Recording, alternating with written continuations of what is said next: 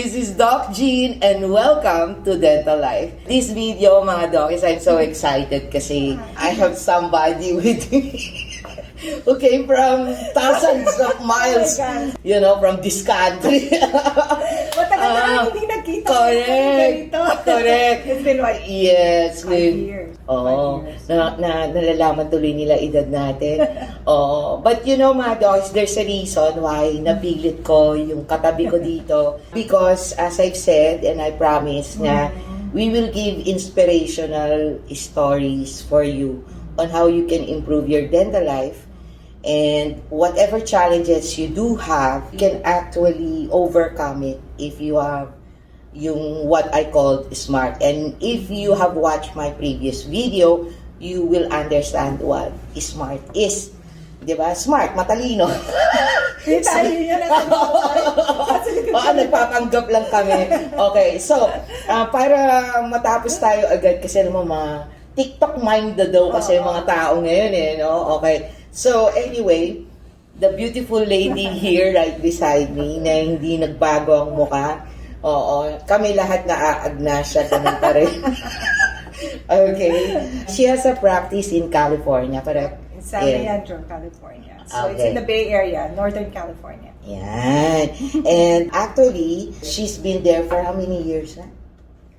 20, kami. Oo, dun sa practice mo. We've been 20 years. Oh my gosh, Yeah, okay. 20 years. Okay, wag niyo na bilangin yung edad namin, okay?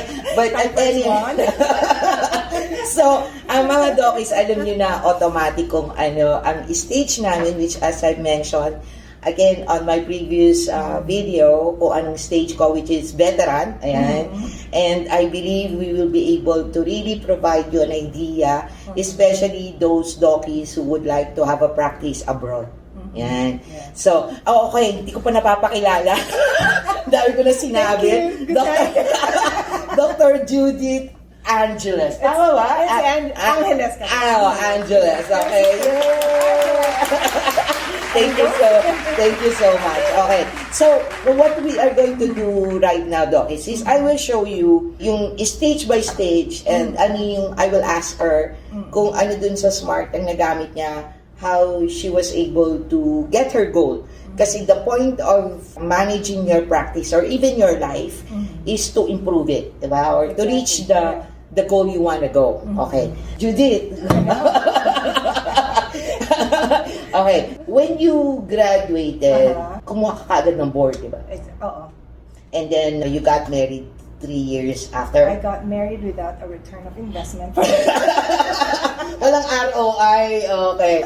So I got married, we graduated 90. I got married 92. Okay, so 2 years. In between nun, after the board, kasi yun yung tinatawag pong stage na newbies when you pass the board, what are you going to do first? So, ikaw, nag-asawa ka. Go! That's your goal. Romance muna bago, ano. Anyway. Nag-associate ako for 1 year. Associate. And then, my mom is a dentist. Oh. So, I kinda, okay. kahit ayaw ko, associate ako sa ibang doctor just dahil ayaw mo, I don't wanna be pero eventually, nag-practice ako with my mom. I forgot na ang mom mo is a dentist. Kasi common yan, di ba? Sabi ko nga dun sa previous videos ko na minsan, some parents who have a very nice practice kind of tend to influence or force their children to study dentistry as well so that they can inherit the practice. So, ang ending is that you practice to someone else, hindi sa mamo. Okay, so basically, what can you consider as your best skill nung nag-graduate ka? Yung kaka-graduate mo pala, pumasa ka ng board, ano yung sa tingin mo na you were able to at least work for another dentist? We were taught really well in CE. Pero ano yung sa tingin mong confident ka na skill mo nung time I na think yun? it's people management. Not management, it's people. Kasi nga friend, people person ka. Okay, friendly ka nga. Which is really another skill kasi minsan masungit ka talaga eh. So, then your mindset during that time, romance. But yung ano yung attitude mo nun? Kasi di ba minsan it's quite difficult to work for another dentist considering you're also a dentist. Although baguhan ka. So, paano mo siya in-approach para maging employee ka? Kasi di ba generally takes up dentistry to become the employer, not the employee. So, ano yung attitude mo nung time na? Siguro at that time, it's just getting a feel of how it is. Okay. Kasi siya, nagpa-practice na siya. So, how is it to practice on your own and not relying on your parent? Kasi I know parang... So, ang attitude mo nung time na yon is to be independent. Galing. Galing. Tapos yung resources mo nun, bukod dun sa napangasawa mo. That's my main resource. Resource. When was the time na you figure out na you're going abroad? It's just because it's... It's because of body? It's because of him. His family was there. Okay. And you go with him. Okay, so, ayan na. So, ayan mga dokies, for those who are going to study abroad.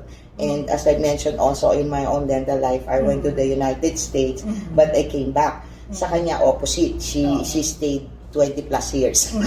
So, success story yan. Okay? Ibig sabihin, she was able to handle the life of United States. So, basically, when you arrive in the United States, is it needed for you to go back to school or you immediately took up the exam? Or how long before you took the exam? I was there, 1997. So at that time, I think it's 2003 that they closed the challenge exam.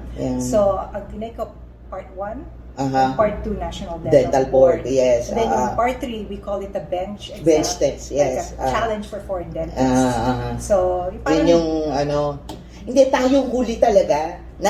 Mga dokis, kami yung huling batch na inaalaw pa nila na you don't have to go back to school. You just have to take the National Dental Board and then the State Board. And then there's a bench test which is practical exam for foreign grads. Yung bench test hindi kinukuha yan ng mga graduate doon. So sa kanila, 1 and 2 and then licensure wherever you want to practice. So when you arrive in the United States, how many months or year bago mo kinuha yung exam? I took it like a year after.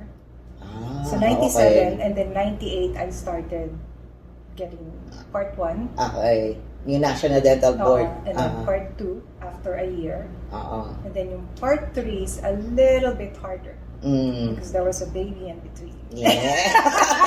Sabi sa inyo, romance eh. Yun na mo, resources. Okay. So, actually, it's, if you will look at it at a different mindset, yun yung sinasabi ko, different perspective. Sometimes having a family doesn't mean it causes you a problem. Sometimes it gives you the motivation to do your best and to work hard kasi meron ka ng goal na may family ka na you need to take care of. So it becomes a motivation factor for you, and if your mindset is correct, talagang you will be as successful with similar to this lady right beside me. So anyway, nung time na yon, you did not work, you just study, take the exam. I work part-time, not in a dental field. Between 1 and 2. Okay. So while reviewing, you're working outside dentistry. So Okay. I chose not to be a dental assistant at Okay. that time. Dahil pag dental assistant ka, nandun ka, hands-on ka. So I chose to be in an office na nag-answer ng phone. Sa clinic pa rin? No. Talagang parang receptionist sa office. It's called Bulge Petroleum. Okay. So nag-answer ako ng phone, pero in between, it's not busy, nag-aaral ako. Okay. So, ang tanong ko dun sa SMART, which is skills, mindset, attitude, resources, talent, ano dun yung nag-work for you to be able to pass the exam, considering na you also have children to take care of and a husband. Tapos, in a new environment. So, ano yung I think nag-work best sa'yo? I think it's more more of motivate. Kasama ba yung L sa motivate? Hindi. Mindset yun eh. Mindset. Yung mindset mo is the need eh. Yeah, exactly. It's a mindset and attitude. Anong gagawin? What are you going to do? Okay. Pero ano yung masasabi mong skills mo na nadala mo na impart ng eskwelahan natin? Ganda mo ha. kahit pa paano may na-impart. So, ano yung sasabihin mong edge mo in comparison to your foreign classmates? Kasi ako iba eh. Nag-aral ako doon eh. Tapos at the same time, nag-National Dental Board. And I felt na yung naging edge ko kahit marami pa akong hindi alam is yung dito kasi masyadong bugbog yung magulang mo na mag-aaral ka, di ba? So, ang ending mo, studious ka talaga. Oo, kahit na party girl ako, studious pa rin. So, parang gano'n. Yung parang napaka-importanting makapagtapos ka, parang gano'n. So, yung sa'yo... Kasi parts 1 and 2 are more talagang theoretical. Oo, theoretical. So, alam natin na nag-aral tayo. And then, madali sa atin to review. Dahil na-train na yung mind natin na ito yung kasi tayo industrious. Yun yung, I think that's the one attitude that why a lot of Filipino become successful abroad. Because nga, they basically most of them go there to have a better life. So, kung lazy ka, wala talaga mangyayari sa buhay mo. Believe it or not, it's also yung resources. Dahil anong maraming mga graduates from CEU who mentor. Talaga 87, 88, they really mentored me. And then yung mga kabatch na, we share resources. Kasi mahal eh. Mahal ang mga correct. dental Libro. So we share. Ako naalala ko nun, nambobola pa ako ng lalaki para mapayaran. Mapayaran ako ng libro. Kasi nga, meron kasi ako naalala nagpapakwit sa akin. Ang mahal ng libro niya, ganun kakapal. Sabi ko, sige, ito talaman kape-kape lang naman, libre pa, di ba? May pagkain, gano'n, $1 din yun, di ba? Yun. So, nagpa-cute na ako para mahiram ko yung libro. Para matagal na pa-cute. Kasi mahal ang libro, di ba? I don't know about you mga dos, but nung time, I don't know if most of the books in the US is hardbound. Hardbound, yes. It's not the softbound thing. It's the hardbound. And I remember mga dogs na I had to fall in line pa to apply for a second-hand book. Because it's really expensive. Natapos ka na, you were taking the exam, and then while doing that, you're taking care of your family and then as well as doing work outside dental. So, nung nakapasa ka, what was your decision? Bang rules sa California? Kasi sa Illinois, you have to work 2 years. Nung time ko 2 years with another dentist before you can put up your practice as a private. Sa California, wala. No. But you work. I worked actually, nag-dental hygienist ako. Okay. And a dentist at the same time. So, part-time. Okay. And then, but not long after, nagtayo na ako ng sarili ko. Okay. That was like 6 months after. So, ganun kabilis? Ganun kabilis. Okay. So, ano naman yung, bukod sa motivation mo, because of course you have a growing family, but what really, you can say na, skill mo, that you ended up believing na kaya ko to. Kasi, of course, putting up a clinic is not cheap, mga dokis. Kahit nandito sa Pilipinas, hindi mura. So, more so in the United States. So, what was the skill that made you trust yourself that you can afford now to put up a clinic? Diba?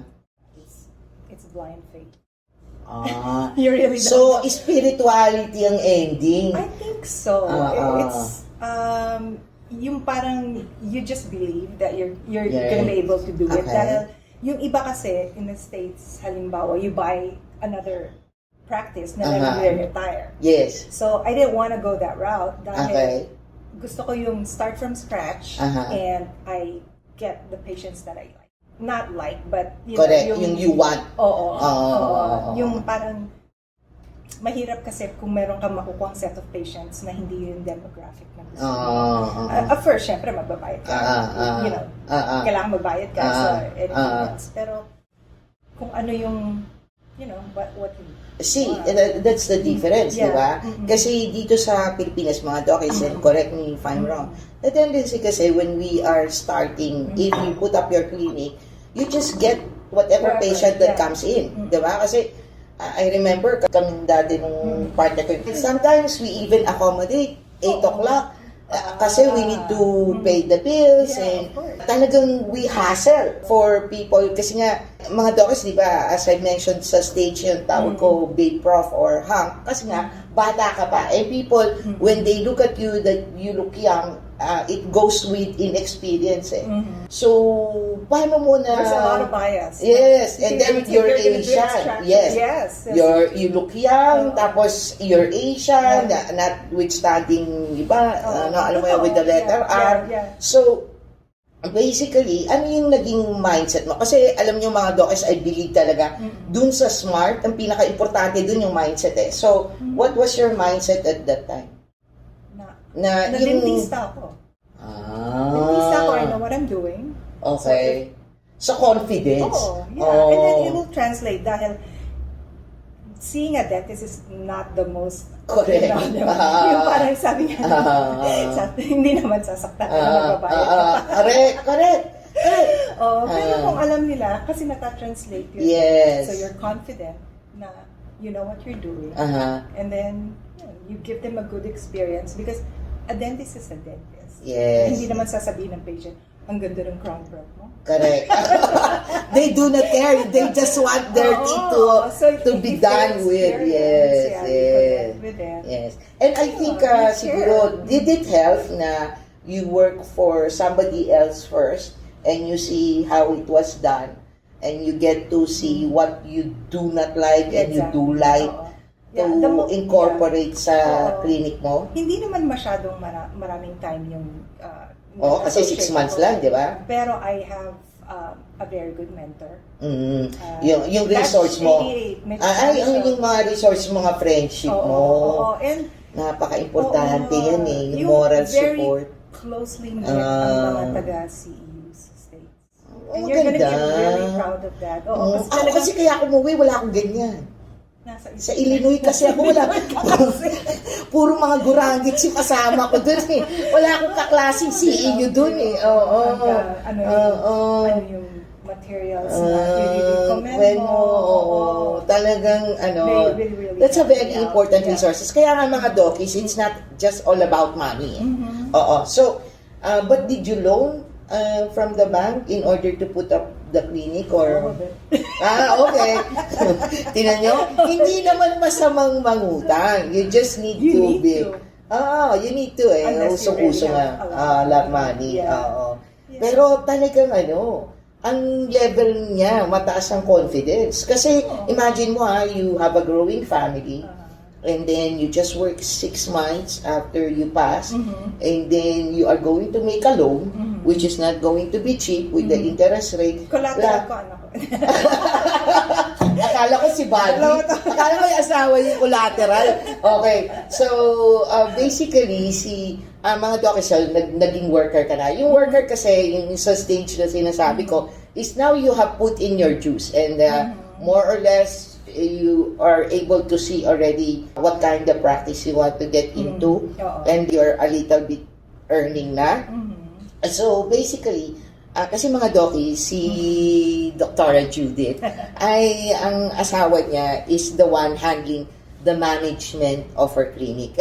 Yun yung sinasabi ko mga dokis No matter how good you are as a dentist, we are not trained to manage the rest because at the end of the day, it's still a business. At yan, di-discuss ko sa next video ko kasi nga mali ang mindset dito lalo na sa Pilipinas. So, basically, when did Buddy join you to manage your dental practice?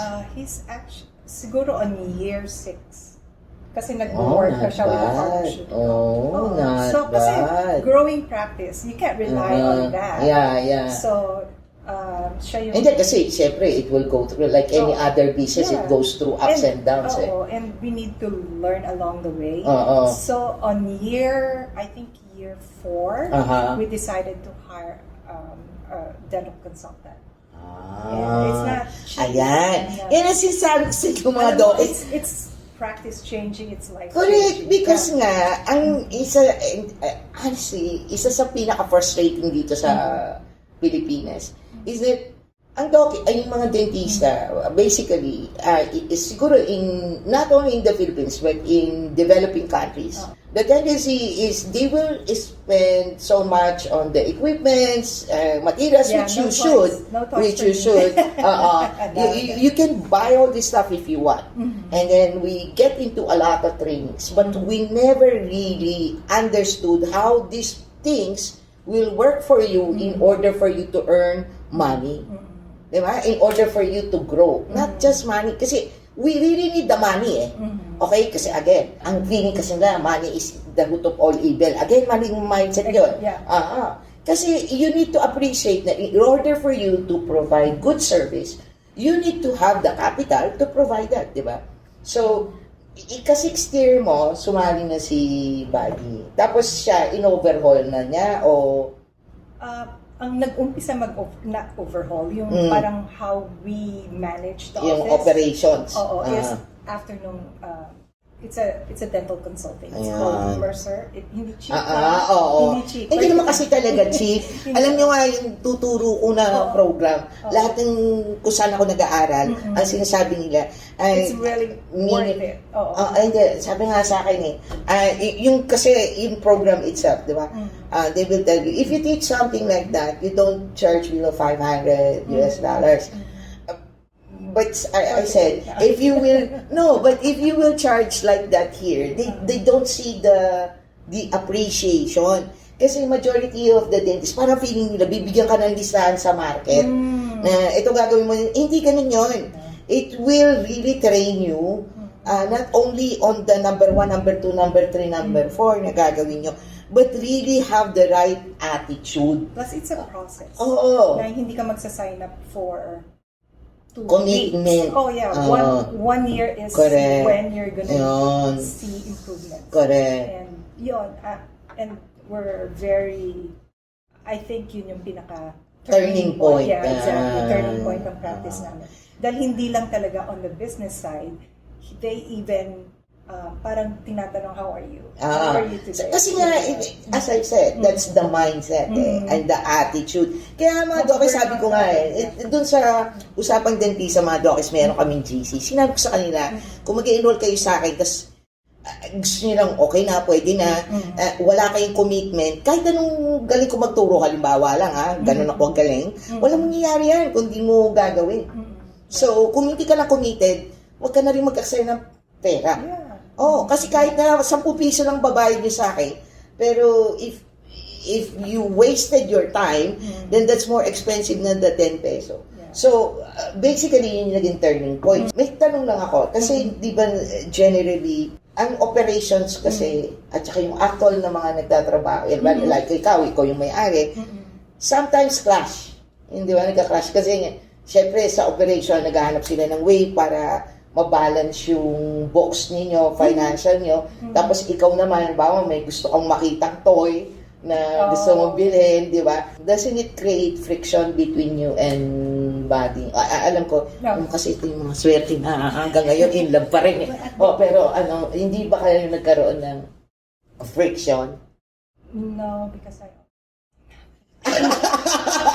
she gets her way. Ganun lang yun. Kasi kung kailangan mo talaga, is it like toys? Kung hindi naman. Hindi, pero let's just say marketing, advertising. Minsan kasi nagka-clash ang accounting at marketing. No, you need to budget it. Okay. Kailangan sa budget. You have to be very disciplined na ito lang. Ano yung sa smart ninyo na you are able to work together? Kasi it's kind of hard din na for husband and wife to work together na everyday. Di ba nga daming nagkahiwalay nung COVID? Kasi naloka sila na araw-araw sila nakikita sa bahay. Di ba? No, we just really like each other. Yeah. Kailangan ang mindset nyo, you like each other. At saka siguro may talent sila nakakaiba sa, na bawal sabihin dito. So, alam mo na yun, yung acrobatic talent. Oo. So, you talk business. Yeah, you talk okay. business. And then, alam mo, you wear different hats. Talaga. Then, I wear my dentist hat. And then he's my manager hat. But even kung alam namin na medyo personal na yun, nasa office kami. So, well, that's not a hat. So, pag-uwi, husband and wife. Again, mindset yun. Kasi para kang may Chinese wall. Yung kumbaga, we're talking about work. So, you stick with work. You don't blend in your personal stuff when you discuss work. Ano ba, nagtatampo ka sa kanya personally, tapos nag-uusap kayo sa work, dinadamay mo yung work dahil may tampong pururot ka. Again, that is nagko-combine dyan attitude at saka mindset ng dalawang mag-partner. Okay, so after that, continuous na siya, and you never thought of creating another branch? No. We thought about it. Okay. Pero from experience in doing the numbers, mahahati yung ang time ko. Lahat. So mahati ang resources, mahati ang energy ko, and then there's more stress to it. Dahil dalawa na yung staff mo. Correct. At the end of the day, parang hindi it's just siya not worth it for me. Sa iba, maybe they can, pero sa akin, I'd rather grow this practice na than be divided.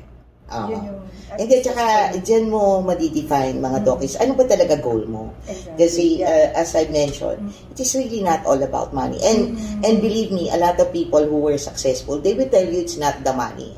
It's having more time with your family, quality time, being able to get out of your clinic and have fun.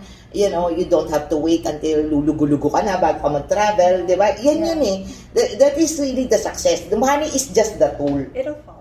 I think early on, and that's what we did was early on, alam na namin yung limitations namin na hindi kami mag-open ng weekend dahil my kid has basketball game. So, yun talaga.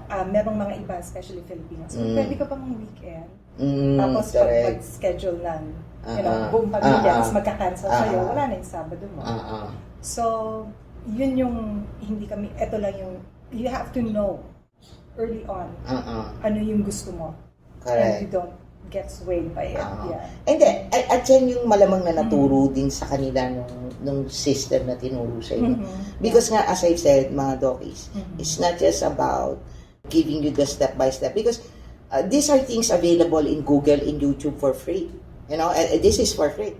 But yung in actual na implementation, para bang mga psychiatrists yan, di ba? They try to hone you in order for you to make the proper decision that is suitable for you. Ayan. Besides that, kasi alam nyo mga dokis, nainggit nga ako dito. Kasi lahat nasa kanya. Di ba? Successful marriage, may dalawang anak na nagtapos na rin, di ba? Parang lahat na sa kanya. Parang si Marian Rivera, sabi ko nga, kilala mo ba si Marian Rivera? Ang kilala mo? Hindi mo kilala. Si Marian Rivera kasi, di ba, alam ng mga dokis siya, isa sa, hindi okay lang yun, 20 years na eh. Pinaka sikat na artista dito na super ganda, sexy, gwapo asawa, dalawang anak na mga ganda. Lahat na nasa kanya na. Ang sabi ko, pag nakita ko siya, ang tanong ko sa kanya, may problema ka pa ba? In all honesty, what was sasabihin mong skill mo? Kasi, we will have a lot of skills, but ano yung best skills mo na you think na you are able to, in general, na kasi when you have a good dental life, you also have a good life. Basically, if, the personal stuff. But what was the best skill that enabled you to really survive in a foreign country? Yan. I think it's in confidence. Confidence talaga. You don't doubt yourself. Dahil maraming, parang uuwi ka sometimes at the end of the day, parang, did I do that right? Pero, basta you did it's cliche that if I did my best, I know that's, Hindi, tsaka mga doki sa totoo lang, hindi naman kasi ordinaryong estudyante din to nung college kami. So basically,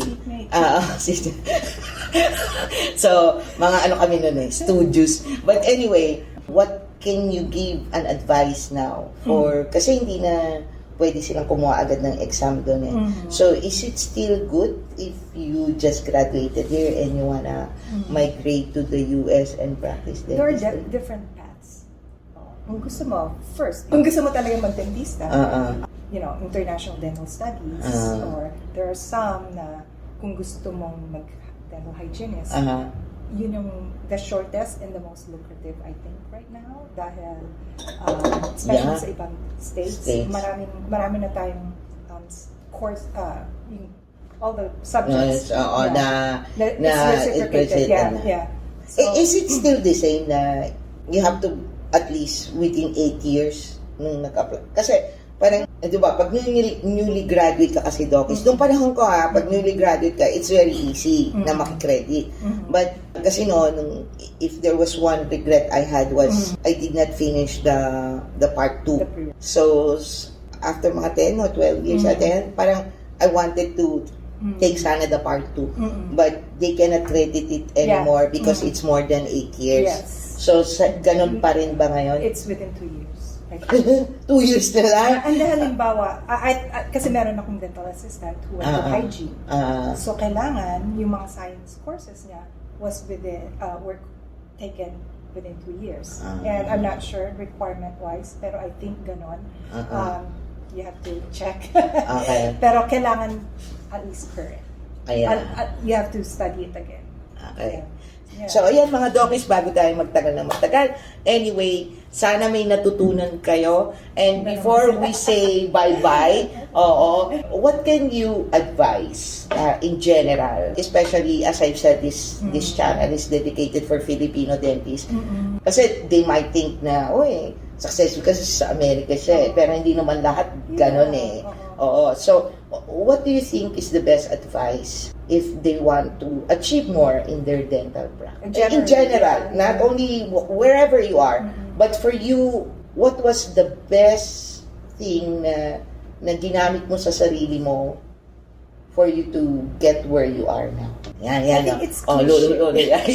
I think it's cliche. Sasabihin mo na you really work because you care about the patient. Pero yun talaga yung bottom line for me. Dahil pag na-trust ka ng patient, syempre hindi ka nila kilala, but mas nakikita nila ang dentista kasi sa doctor, di ba? Dahil nakikita sila sa doctor. Pero if they trust you, they know that you care for them, everything will follow. Papagawa nila yun. Which I think is one of the Filipino traits. Yes. Attitude yan ng mga Pilipino. Hindi masyado problema sa atin yan. Siguro yung mga foreign, maaari pa kasi they just jump from one cubicle to another and then just drill and then that's it. Pero ang Pilipina, how are you? Gumanon lang yung pasyente, are you okay? Iba yung care ng Pinoy. So anyway, mga Dokis, I hope you enjoyed our discussion and you got inspired that in actuality, you can still look this good when you reach our age. Ayan. So, if you like our inspirational story, and thank you so much, Maring Judith. Yes.